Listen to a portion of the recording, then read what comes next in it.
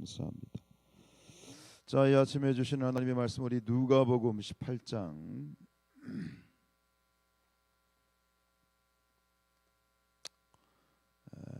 누가복음 18장 9절부터 14절까지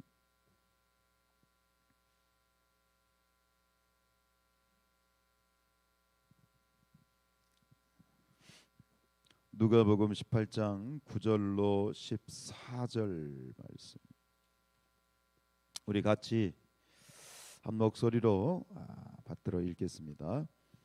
또 자기를 의롭다고 믿고 다른 사람을 멸시하는 자들에게 이 비유로 말씀하시되 두 사람이 기도하러 성전에 올라가니 하나는 바리새인이요 하나는 세리라. 바리새인은 서서 따로 기도하여 이르되 하나님이여 나는 다른 사람들 곧 토색, 불의, 간음을 하는 자들과 같이 아니하고 이 세리와도 같이 아니함을 감사하나이다.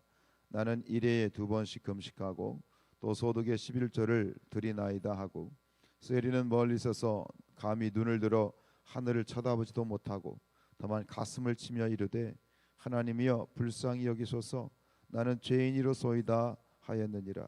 내가 너에게 이르노니 이는 저 바리새인이 아니라고. 이 사람이 의롭다 하심을 받고 그의 집으로 내려갔느니라. 무릇 자기를 높이는 자는 낮아지고 자기를 낮추는 자는 높아지리라 하시니라. 아멘. 할렐루야. 네, 깨어 기도하시는 모든 분들에게 하나님의 큰 은혜가 함께하실 줄로 믿습니다. 우리가 그 목회자들이 그런 얘기를 해요. 이 새벽에 나오는 새벽 기도를 드리는 이 교인들은 그 전체 교인의 11조다. 이게 무슨 얘기냐면 교인이 100명이면 확률적으로 통계적으로 한 10명 정도가 새벽을 지킨다라는 통계가 있어요. 그래서 어제 어떤 분하고 이렇게 얘기를 하다가 그런 얘기를 했어요. 예, 새벽 기도 이렇게 요즘 하는데 참 많은 분들이 오신다 그랬더니 얼마나 오느냐 이만큼 온다 그랬더니 깜짝 놀라는 거예요. 그러면서 하는 말이 그 교회는 그만큼 부흥할 줄로 믿습니다 그러는 거예요. 할렐루야. 우리 교회가 지금 새벽 기도가 10분의 1이면 주님이 이 재단을 그렇게 축복하실 줄로 믿습니다. 어떤 면에서 보면 이게 농담 같지만 그렇지 않은 것 같아요. 이것이 바로 여러분들을 통해서 새벽을 깨우는 그러한 이 기도자들을 통해서 하나님께서 이 재단의 영적 부흥의 불쏘시개가 되시는 거예요. 여러분들이 이 재단 부흥의 견인차 역할을 하신다고 여러분 분명히 깨달으시길 축복합니다. 또 그리 될 줄로 믿습니다.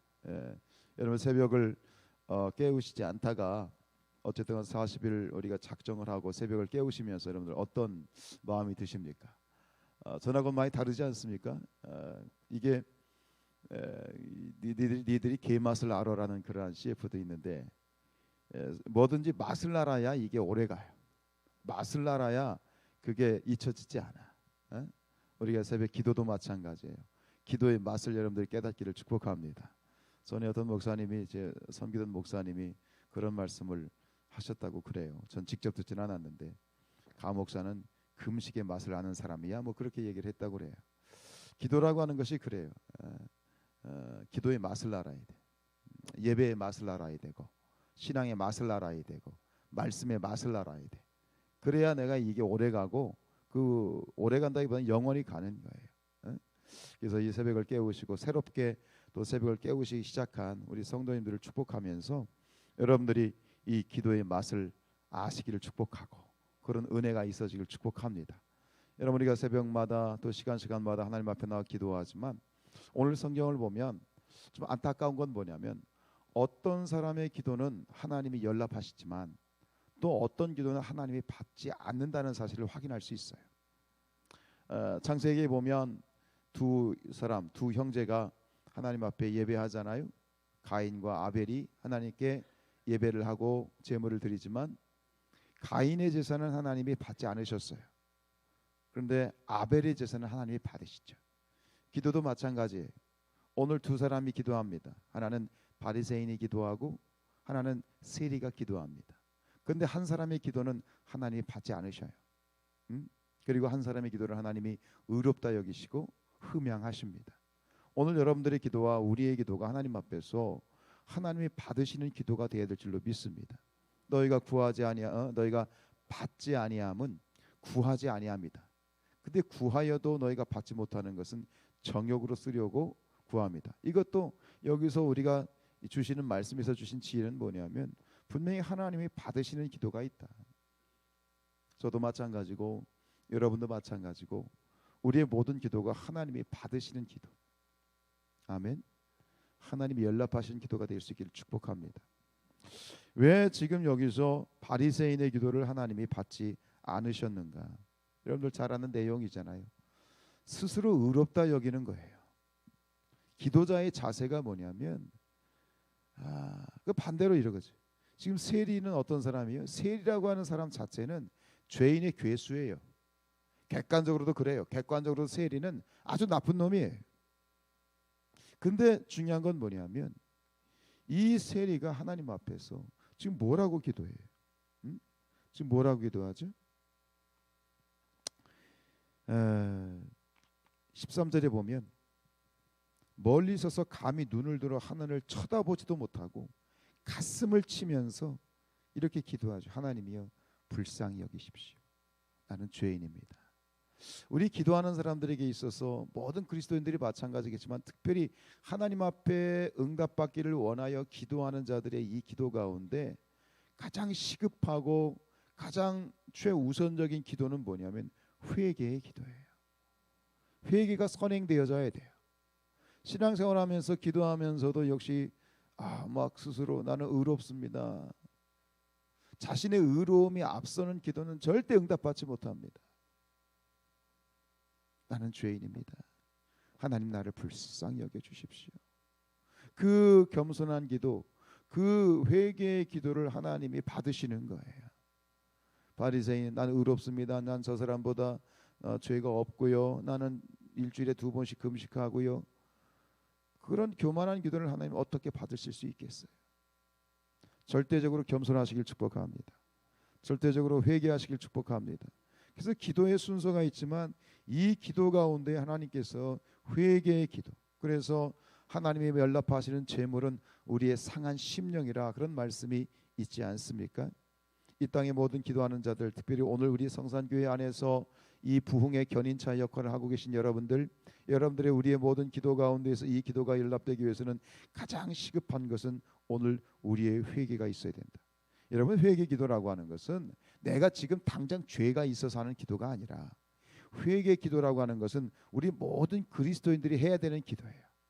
우리 모두가 기본적으로 해야 되는 기도가 회개의 기도예요. 왜 그렇습니까? 우리는 죄가 있어서 죄를 지어서 죄인이 아니잖아요. 우리는 죄인이기 때문에 죄를 짓는 것이고 기본적으로 우리 안에는 죄가 있어요. 악함이 있어요. 모든 것들은 이 회개로부터, 이 모든 기도가 하나님이 연락받으신 기도는 회개하는 기도로부터 시작이 되는 것이다. 역사적으로 교회가 하나님께서 각 땅에, 각 나라의 어느 지역에 부흥을 주시는 것을 볼 때 역사적으로 부흥이 시작되는 자리에는 가장 먼저 무엇가 시작되냐면 회개가 시작이 됐어요. 여러분, 우리나라 이 한반도에 역사적인 부흥의 역사가 있었죠. 그거 뭐죠? 평양 대부흥 운동이라고 하는 1907년 평양 대부흥 운동. 그래서 그 당시에 이 땅에 있었던 부흥을 보면서 뭐라고 불렸냐면 이 땅이, 이 평양이 이 동방의 예루살렘이다라고 불렸어요. 그 정도로 놀라운 부흥이 있었는데 그 부흥의 불씨가 됐던 것이 뭡니까? 그게 회개예요. 한 사람의 회개. 그것도 우리나라 사람이 아니라 외국 선교사의 회개. 감리교, 캐나다 감리교의 소속이었던 감리교 의료 선교사, 캐나다 감리교의 의료 선교사였던 이 하디라고 하는 선교사가 1903년에 원산에서 성경 공부를 하는 가운데 그가 이 성도들 앞에서 자신의 죄를 회개하는 거예요. 성경 공부를 하다가 성령께서 강하게 그 하디 선교사를 마음을 감동시키셨을 때 뭐라고 고백하냐면 나는 선교사로서 자격이 없습니다. 성령의 도우심을 구하기보다는 내가 스스로 교만하고 강팍하여서 내가 하나님의 일을 했습니다. 라고 이 조선의 성도들 앞에서 눈물을 흘리면서 이 하디 선교사가 회개하는 거예요. 근데 그 하디 선교사의 회개의 고백을 들으면서 그 듣고 있던 이 조선의 성도들이 말이죠, 같이 감동이 돼요. 그 이 회개의 불씨가 그들에게 번지더니 거기서 부흥의 역사가 일어나는 거예요. 원산에서 그 다음에 평양에서 온 이 땅의 한반도를 이 하나님의 부흥의 역사가, 부흥의 이 불꽃이 사르기 시작하는 거예요. 근데 그 시작이 뭐냐? 바로 한 사람의 회개의 고백이었다라고 하는 것이죠.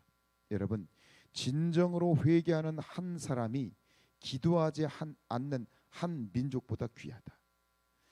진정으로 회개하는 한 사람이 기도하지 않는 한 민족을 살리는 것이다.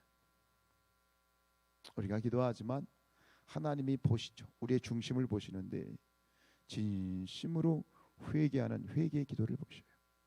여러분, 이 성산교회를 놓고 정말 회개하는 한 사람을 기도를 받으셔요. 교만의 기도는 절대로 하나님이 받으시지 않으셔요. 여러분, 우리 안에 있는 교만의 영을 보셔야 돼요. 내 안에 있는 교만의 영을 보셔야 되고 이 땅에 있는 교만의 영을 보셔야 돼요. 여러분, 절대로 하나님은 교만을 받으시지 않으시죠. 이 제단을 놓고 이 나라를 놓고 우리 가정을 놓고 하나님 앞에 진정으로 회개하는 한 사람의 기도를 통해서 하나님이 회복시키시고 부흥시키시고 역사하신다.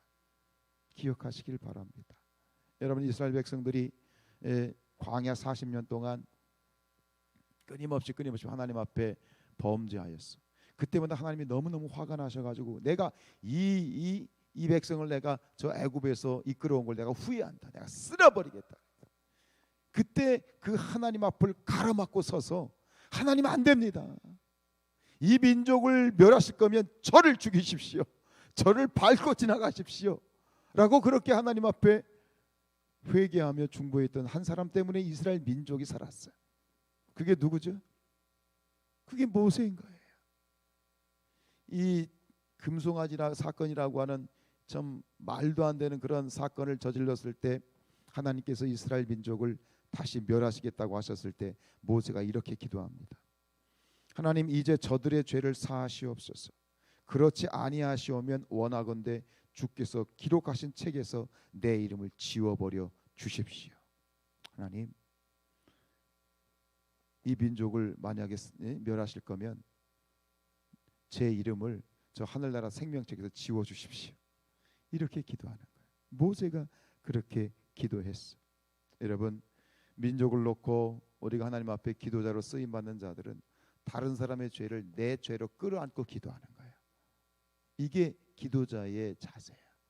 하나님, 우리 믿지 않는 우리 가족들, 믿지 않는 우리 형제자매들의 죄가 나의 죄입니다. 하나님, 이 제단의 죄가 나의 죄입니다. 저 목사님의 죄가 나의 죄입니다. 하나님, 이 민족의 죄가 나의 죄입니다. 나를 용서해 주십시오. 나를 용서해 주십시오. 이 기도가 기도자의 회개 기도자의 회개하는 기도자의 자세예요. 여러분, 오늘 우리가 우리 주변에 있는, 여러분 주변에 있는 그 누군가의 죄를 놓고 나의 죄로 끌어안고 기도하시길 바랍니다. 하나님께서 그 기도를 연락하십니다. 사랑하는 여러분, 기억하십시오. 진정으로 회개하는 한 사람이 기도하지 않는 한 민족보다 귀하다. 진정으로 회개하는 한 사람의 기도가 기도하지 않는 한 민족을 살린다.